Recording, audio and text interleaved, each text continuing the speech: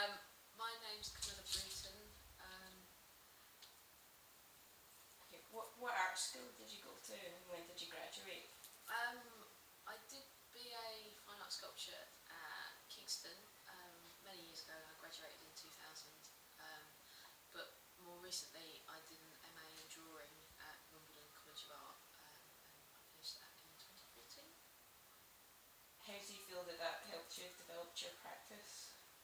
I think the MA definitely helped me move my work on. I think for a few years before the MA, I'd been kind of not really making the same work, but kind of going around in circles and not really moving on. And I knew that I couldn't do that on my own. So the MA kind of gave me a cohort of peers to sort of talk things through, and also gave me access to facilities and technology and a library and tutors. And yeah, I think it definitely made me re-evaluate my process and what came out of it. Has your practice changed much since you finished your Masters? I think it has, because I think within art school you've got a freedom to experiment and to kind of, you've got a lot of facilities at your fingertips and also a lot of space. And then you suddenly get back out in the big wide world and suddenly that space isn't there anymore. And I started my MA making small works on paper and then finished it by making really large installations. And I struggled for a year to kind of find the space to do that kind of work. And eventually the conclusion I came to was that I needed to work out a way of making work in the space that I had.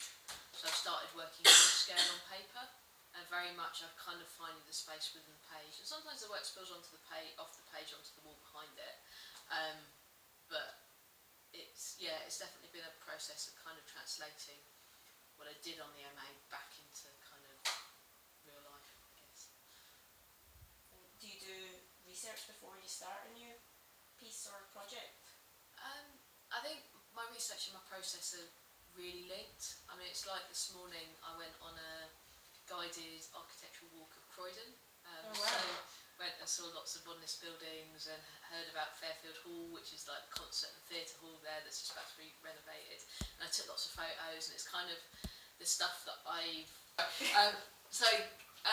I think sort of research and my process are totally kind of intertwined. It's like this morning I went on a architectural walk around Croydon. So there was a guy from the National Trust telling us lots about the history of lots of the modernist buildings and how in the sort of 50s and 60s there was no kind of master plan for Croydon. Developers were able to just buy land and build, which is why you've ended up with this kind of slightly fragmented place. And stuff like that really feeds visually, as in the photos that I've taken will feed visually into my work, but also the stuff that I've learned on the walk kind of helps me understand more about how place is made and people's relationship with place.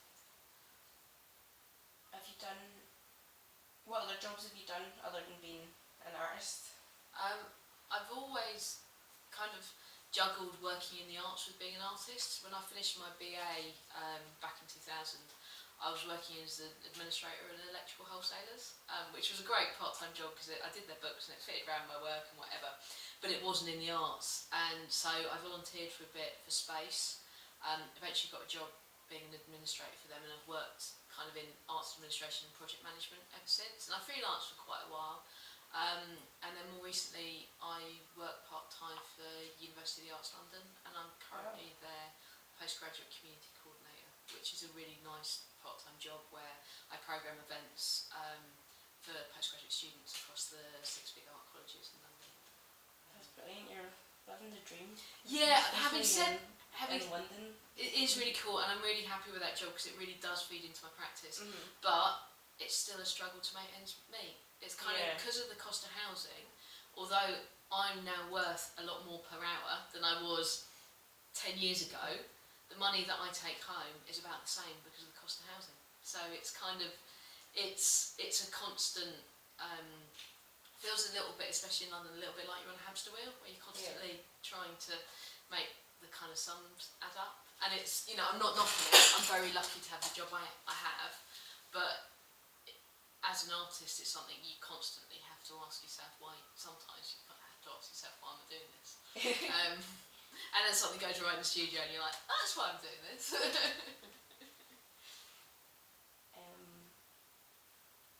As your practices came on, do you feel like you spend more on your practice?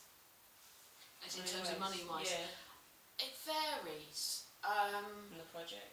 Yeah, I mean, it's like recently, I'll give an example. I've got some work in a show, Monochroma, that's opening next week. The work got accepted. Yeah, the work got accepted, which is fantastic. They got back to me saying, because of the hanging restrictions, you're going to either need to mount or frame your work. And I don't normally frame my large drawings. Luckily, a friend had, that weekend had said to me, yeah, what do you want to frame one of your works? Give us a shout. So he's very kindly built me a frame. But now it's of a scale that I can't transport on the tube. So I've now not only had to pay for the materials for the frame, I now have to hire a man in a van to get it from there to the show. And I'll do it because I want to show the work. But we're talking probably that, and then to get the work from the show back to here, which will probably be about 200 quid. Yeah. So it's kind of, I don't want to turn down that opportunity to show work, but as well as the money I'm paying to take part in the show, which is going to be about 50 quid because it's large, you know, the whole thing is probably going to cost me about 250 quid in the end. Crazy. Which is kind of crazy. I mean, stuff like that I don't mind because it's artist-led and no one's making money out of it. Do you know what I mean? The guys that are driving the van, they're earning their living. What irks me slightly is the constant need to pay to apply for opportunities. And especially residencies where there's a wage there, so effectively I'm paying for the privilege of applying for a job, and I have a real issue.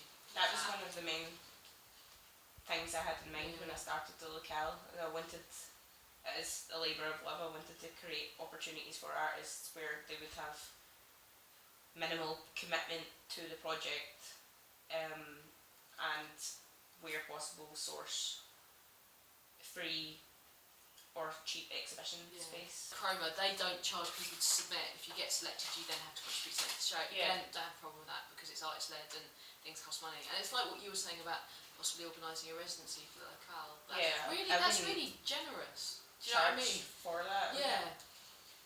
That's brilliant. When I'm living in Glasgow, I can move my stuff back. It's I'm not. It's a labour of love, and I like doing it to help other artists, but it's good for me and my CV. Yeah, but it's also really, there's a generosity there that I think artists have with each other, and that kind of gets reciprocated, and I think it's a really good thing. How do you work? Is there a time of day that you work best, or do you just try and get into the studio when you can? My days are quite ad hoc. My job is 3 days a week, but because it's events, it flexes. But then the flip side of that is that also my job can flex for me, and my manager's quite understanding in terms of, you know, if I've got a show and I've got to get something together for it, she'll be like, yeah, make your hours up later on in the week. I did, when I was doing my MA, I did have a habit of coming to the studio for 2 hours on a Tuesday evening, and it was actually worked really well. It was kind of like I'd be at work, and then I'd come here and I know I'd have 2 hours, and something about having that little contained time actually meant, rather than, you know, sometimes you get anything, shit, I've got all day, what am I going to do? But it's like, okay, I've got 2 hours, I can just do that. And it was really productive, and that's a habit I want to try and get back into. I need to learn to work like that better. If I know I've only got 2 hours until I train home, and like, it takes me a while to get going. And once I've got that momentum going, I'm like, oh, that's time to get. I found it, in some ways I found it a little bit liberating, because sometimes you've got a whole day. It's like I was in here last week and I spent a whole day tidying up, and yes, tidying up needs doing, but if you've got 2 hours, you haven't got time to tidy, you just got to get on, if you know what I mean. So what's the best piece of artistic advice you've ever been given?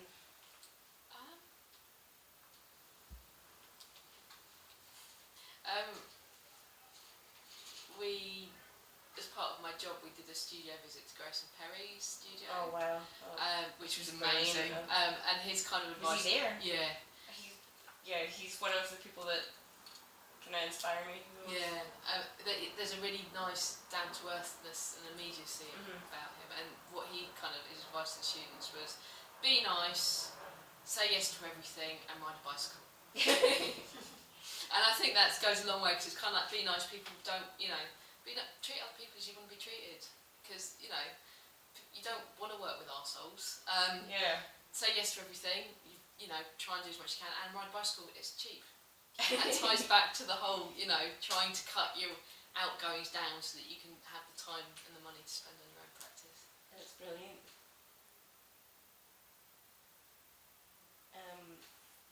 Professionally, what is your goal, your long-term goal? Say yes to everything. So it's kind of, I'd like the opportunity to make some large work, whether that's on paper or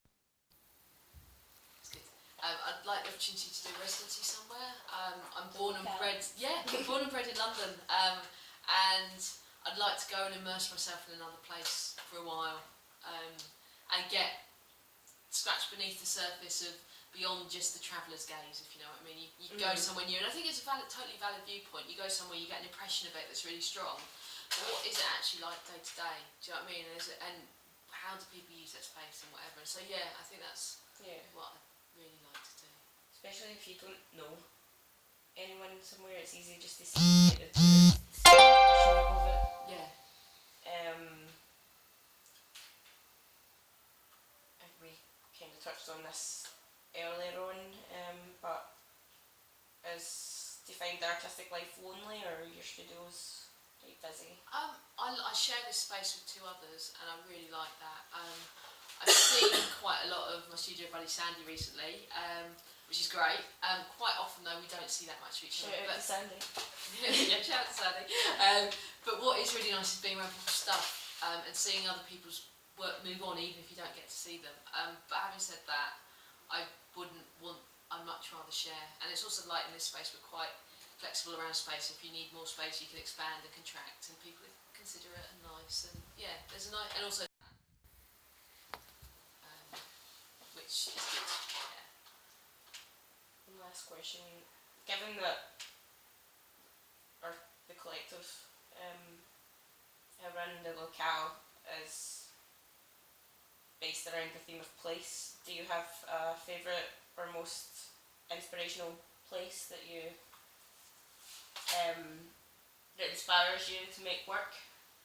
That's a really difficult one because my work is very much about place. I think, God, that's really hard to pick one place in particular. I mean, I think the view of the city from the train window kind of inspired a whole body of work.